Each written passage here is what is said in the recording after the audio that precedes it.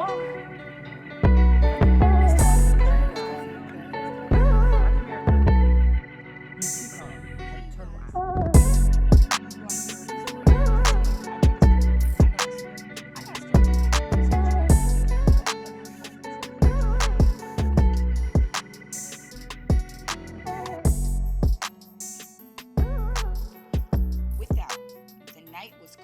what up, Vibe Tribe?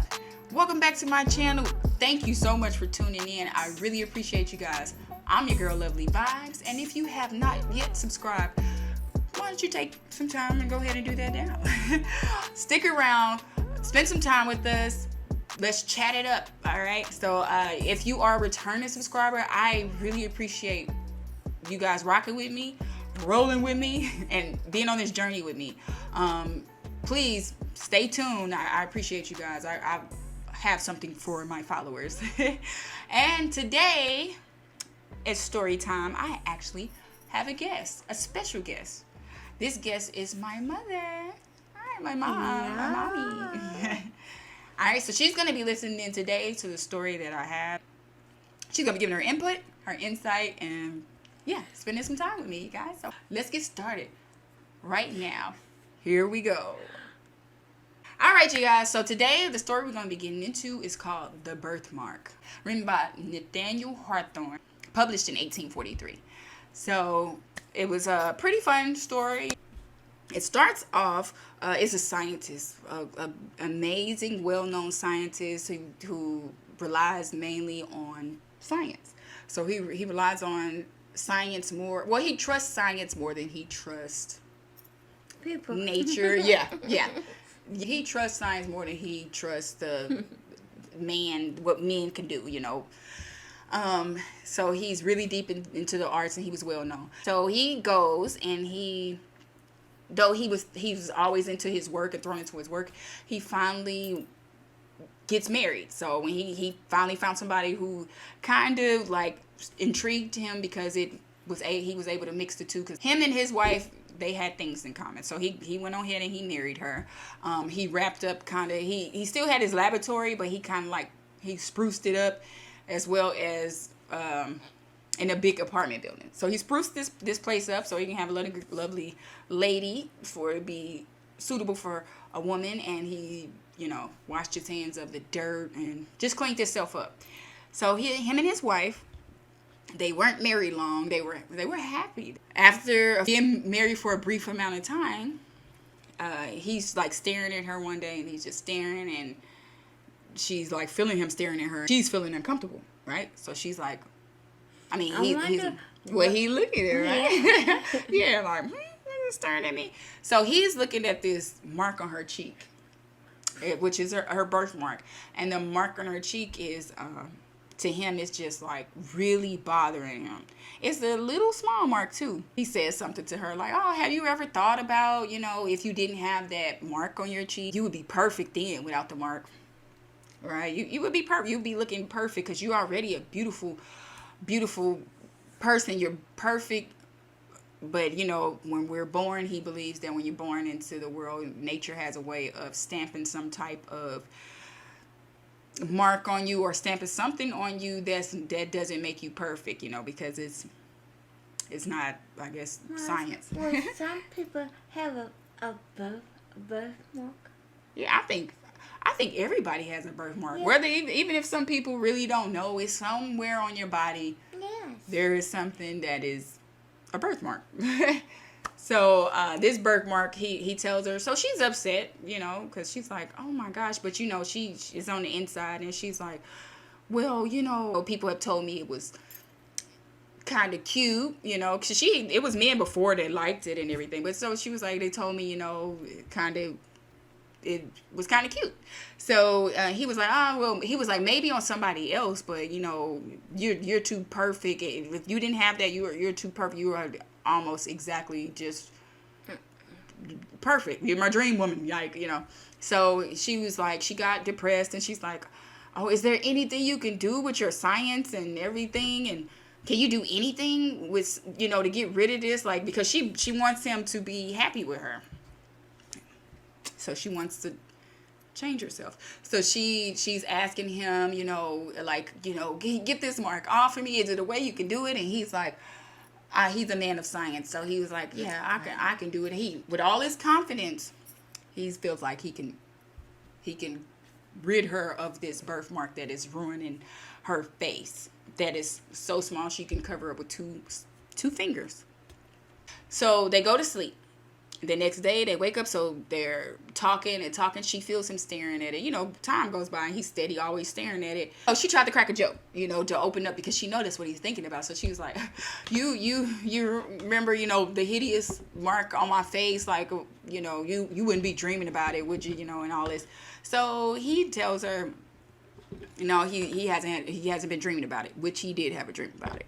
He dreamed about it. What? So then he What was the dream? Yeah. Then he goes on to say the dream right now. He goes on and he says, well, I kind of, had a dream, telling her, and he's like, in his dream, he was trying to remove the mark, but it was like the surgery or the operation he was doing, the further back the birthmark kept receding into her, because this birthmark was said to have been an angelic mark from because it was shaped just like a little tiny hand, and they was saying that it was a powerful entity, like something like a angel. It was a powerful entity that has attached itself to her, and that was the mark of divinity. That was the mark of, this is an angelic person. So while he's trying to remove this in a dream, it's just going deeper. It goes so deep, and he can't get it out because it keep on receding and going deep till it gets to her heart. Then he wakes up. So she's begging still. She gets to begging still. She wants this mark gone. She wants her husband to be attracted to her and love her. She wants him to be happy. She wants to please him. So he tells her he's gonna. Don't worry, my love. I'm gonna. You'll be perfect in no time, basically. And he's gonna fix her right up, Well, if a man ain't happy, what I am, girl, kick the road. Accept me for who I am. Right? Right? You remember that song? Accept me for who I am. I don't remember that song. Lloyd. Lloyd. He was so cute. Oh, look at her. More hip than me. Young Lloyd did have a song. Yeah, I like that song. So anyway, so he goes and he gets things ready because they plan to, the husband Aylmer, because his name is Aylmer. So the husband and the wife's name is Georgiana. So Aylmer, he goes and they plan to where they had to go, like, do kind of like a getaway and shut themselves away in the Labatory. And the Labatory, because he owned an apartment building, so they go into the apartment building, into the laboratory, and the laboratory is all, walking into there, it's like it's just beautiful. She's at awe. Everything is beautiful, because remember I told you he fixed up the place, for a lady. And so it's beautiful in there, and she just was like, wow, it was enchanting. And she's looking at the place, but she gets to shaking because she's so scared, and she's shaking so much, and he goes to comfort her, but then he looks at the mark on her cheek, and he's like shreks, and she fainted. Because she's finna get an operation. She's gonna get an operation to move, that's what she's thinking, or she's finna get something done to remove this birthmark, and she's just like she's like, I'm trusting the man of science. I trust my husband. She trusted her husband through and through. So, which is a good thing, that you trust your husband, but probably I wouldn't trust somebody that want me to change something that can harm it. Yeah. On my face. Right? Straight up to my face. If I wanted it, it would be different, but not difficult. Yeah, if you want it, that's different. If you want it, done. But and then sometimes that's not good either, because if you already married to somebody and they married you how you were, and then you go change yourself, like they probably be like, it's really hard. I mean, they love you. Some of them stick with you, but you never know what they're thinking because they love you because they probably like if you go get your cheekbones higher and they up here. But let me get back to the story. And so when he looks at the mark on her face, he just shrieks and he's just like, oh, and she faints from, the fear or whatever. And so he has to carry her, which is messed up. You was supposed to comfort her, dude. So he carries her, he hurries up and he stomps on the floor. Boom, boom, boom. Because down below he had himself his own Igor named Amadab. And Amadab, but I guess technically not Igor because he wasn't like, I don't think, he was like, I don't know what he looked like too much. He was just a guy who been working for him for years, and he wasn't into the same things in science and things like that, but he was really good at following the directions and working as a team with Aylmer, right? So he stumps on the ground for him to come up. So he comes up and he shows up with his hair all wild and with soot all over him because, putting coal in the fire. Look how you look at fires and stuff like that. What did he look? There's no pictures in the book. But that's how he explained it. Just that he had a frame like, an average frame. But I'm just saying, because he had the nerve.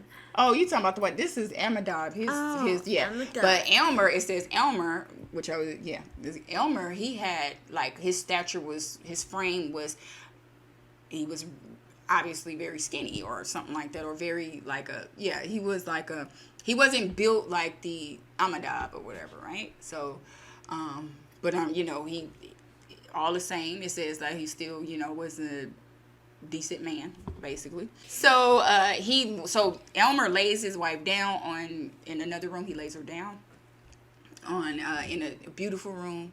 And he tells Amadab, hurry up and put on some fragrances. So he puts on some strong fragrances. And these fragrances, they some scented fragrances, they finally wake Georgiana. So she starts waking up. And, she's like, oh. And he's like, oh, don't be scared, my love. Trust me. Trust your husband. I'm going to take care of you. Everything will be okay.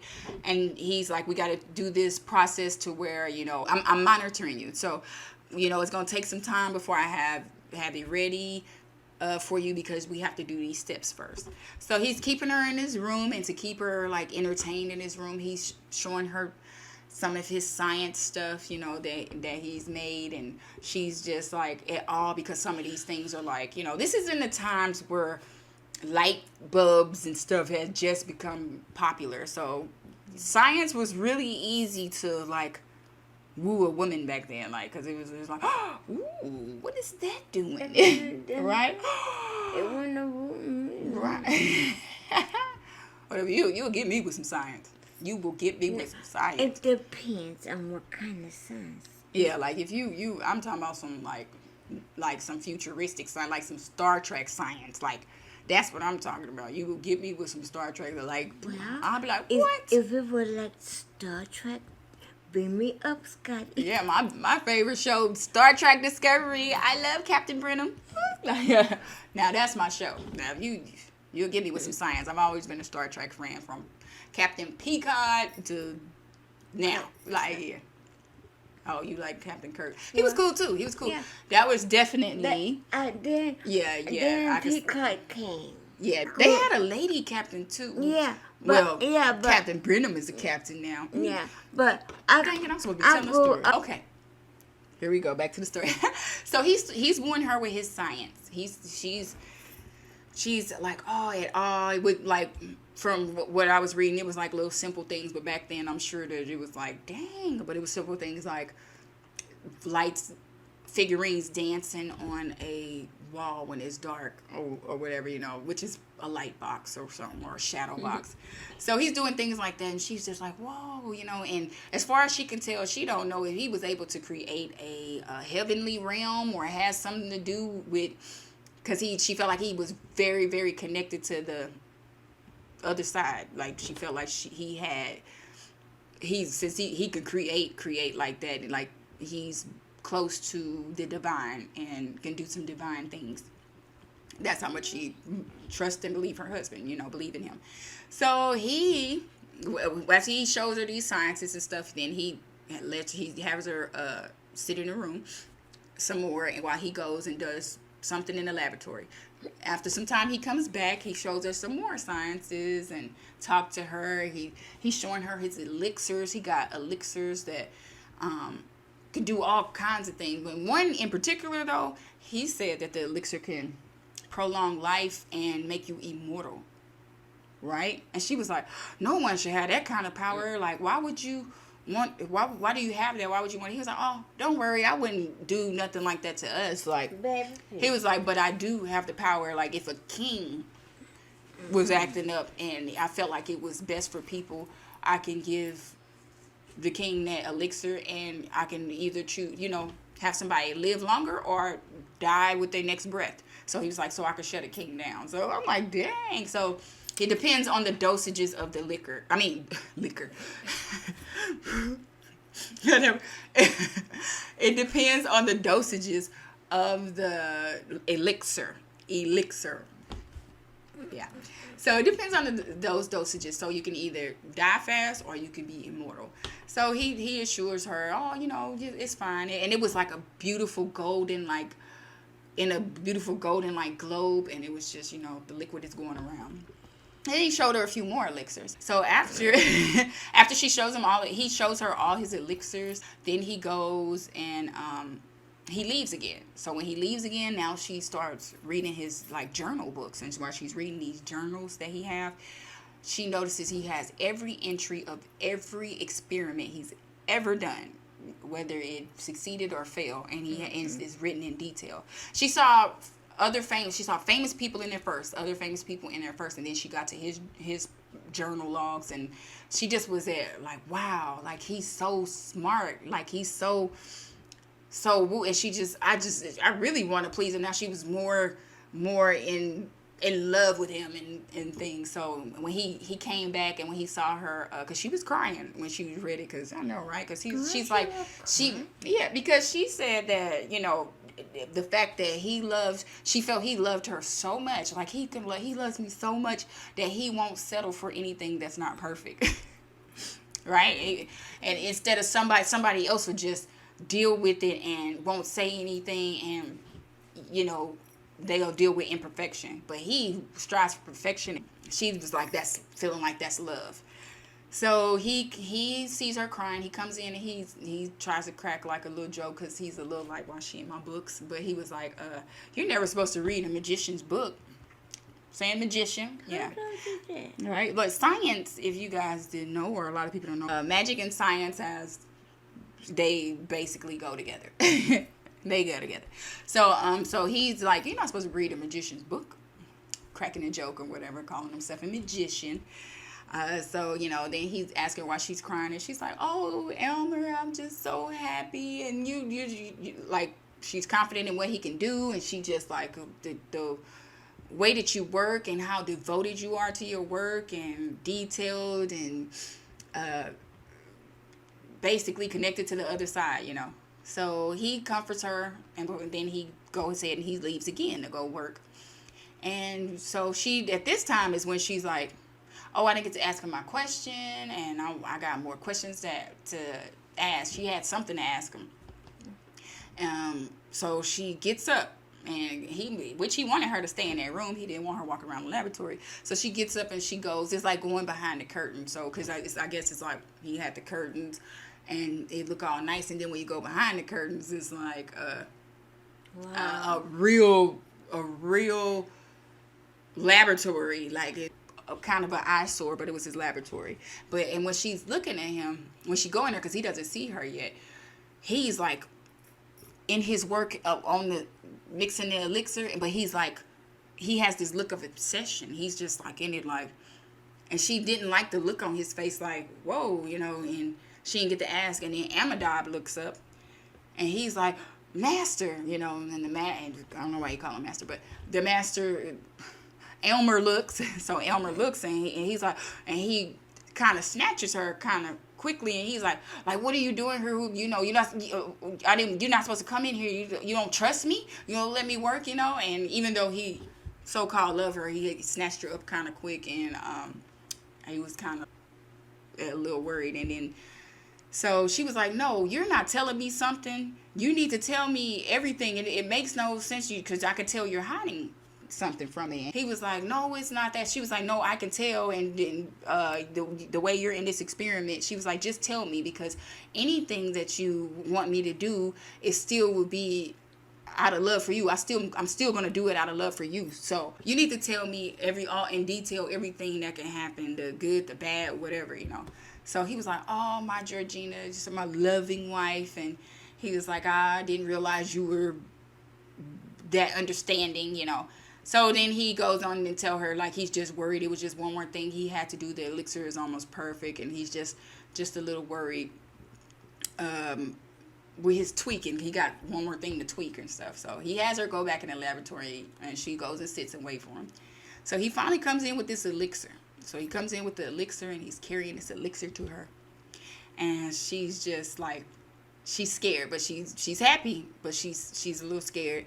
And he was like, it's okay, my dear. And so he pours it on a dying flower, or a spotted. The flower like had all these spots on it. It had marks all over it. So he pours it on there, and the flower, all of the marks disappear, all the spots disappear, and the green shrub just grows from under it, and it's just a beautiful flower. Right? So she's like, wow, oh, it works. And he was like, I told you, trust your husband, just you know, love me. I mean, you know me. I'm the man. Yeah, I'm the man. You know, so something fishy.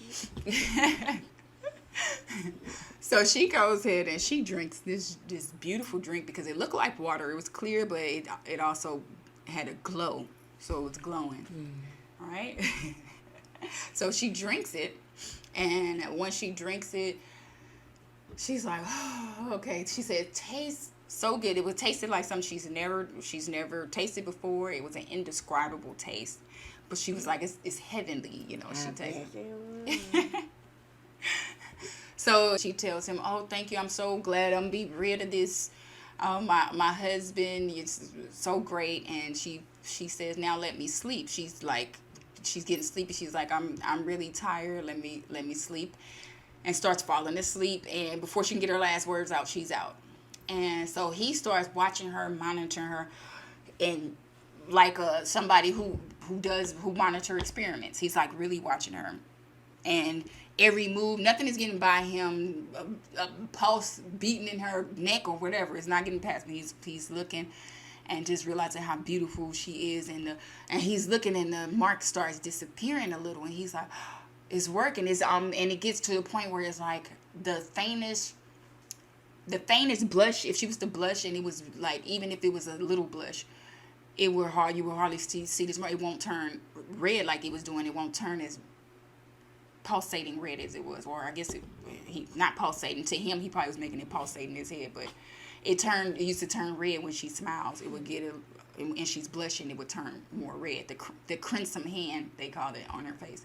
Mm-hmm. So he's like, it worked, it worked, and he's happy, and he hears a chuckle, and that is Amidab in the background laughing like, oh, master. Amidab is laughing, and then Aylmer is looking at him like. And he was like, well, you deserve to laugh because we did something great and it's working. And he's just like, master, it works, And by the way, Amidab, before all of this happened, when he laid his eyes on Georgina when she had fainted, he had said to himself, if she was my wife, I wouldn't change a thing on her. Like he felt like he wouldn't change a thing on her. So that's how he felt. But okay, so now back to.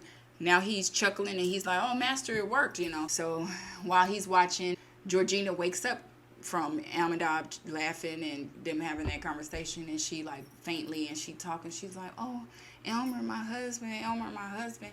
And he's like, oh, my sweet Georgina is gone. Well, it wasn't completely gone. It was very faded, So she's like, oh, Aylmer, my husband. And he was like, my dear, it's working. You are beautiful. You are so perfect now. You're a perfect specimen. So then she finally says, Aylmer, you've killed me. The hand actually was from a divine being, She was like, you weren't happy with the angel on earth. You weren't happy. Obviously, at this point, this is the hand must be talking, because it's an angelic being attached to her, or that's how the angelic being was. Yeah, entity. It's an angel, an angelic being. It's an angelic being that's been attached to her all this time, watching over her. And now that he's got rid of it and took that hand away, she was dying, because that was keeping her alive, because that was the vessel that this angelic angel was using. This makes me think of that movie, City of Angels. I don't know if y'all seen that, but that was a really good movie with Meg Ryan and Nicolas Cage. It was good. Yeah. So it kind of made me think of where the angel fell and became a real person because he loved a human so much. So yeah, so this angelic being was using that vessel to be here on the earth, and it was like telling him that you wasn't happy and you've killed me, and she died.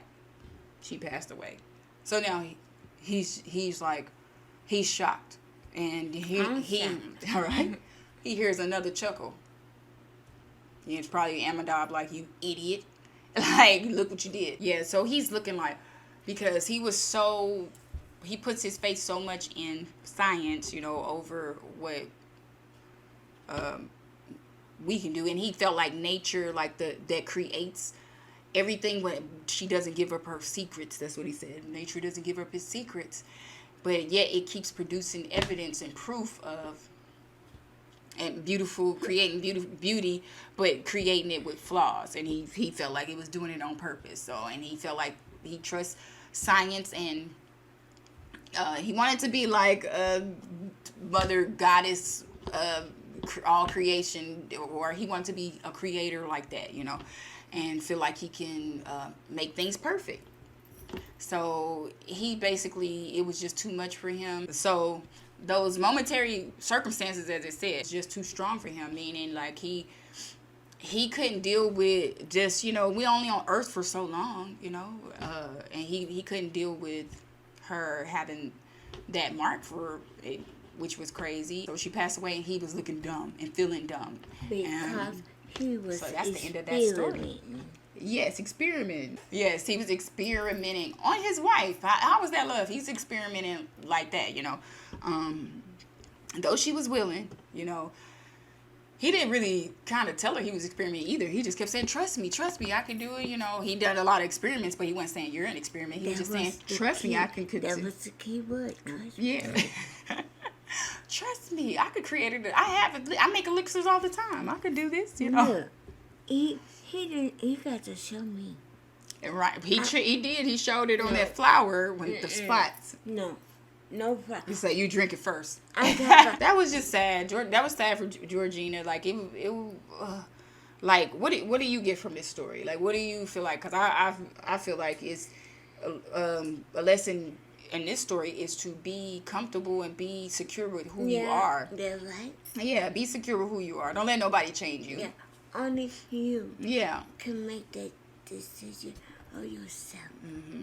Better yourself every day, spiritual wise and inner wise. But like when it comes to changing your physical appearance, do it for you, nobody else. Nobody else. And because I don't see in this story, even though it's saying he loved her very much, I don't see how that was love. I really don't.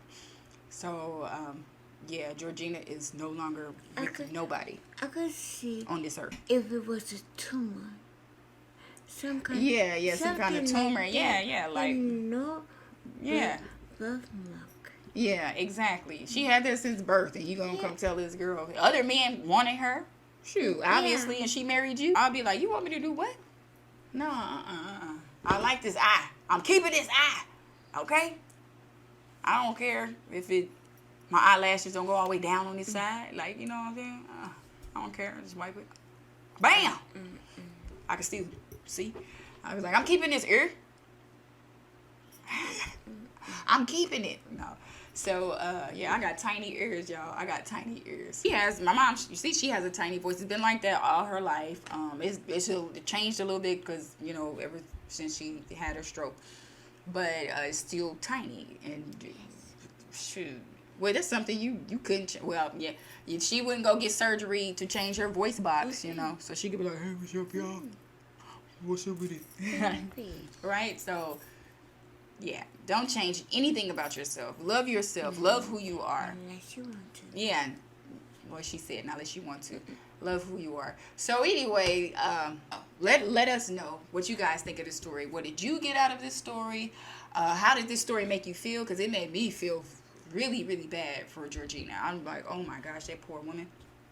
But what would you have done if you were Georgina? What would you have done if you were Aylmer? Would you have tried to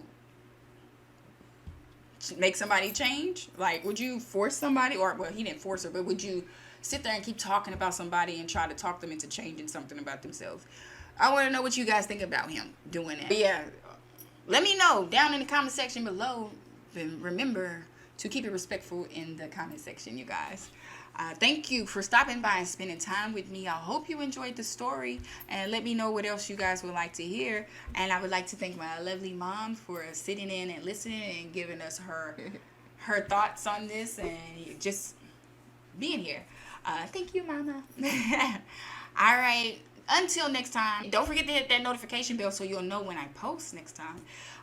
We got more coming up. Plenty more stories coming up. So make sure you hit that bell. Come back and kick it with us. Stick with us. And spread love always. Positivity.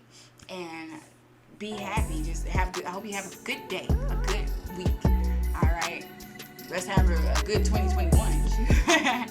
All right, you guys. Remember, love, peace, and vibes. I'm out.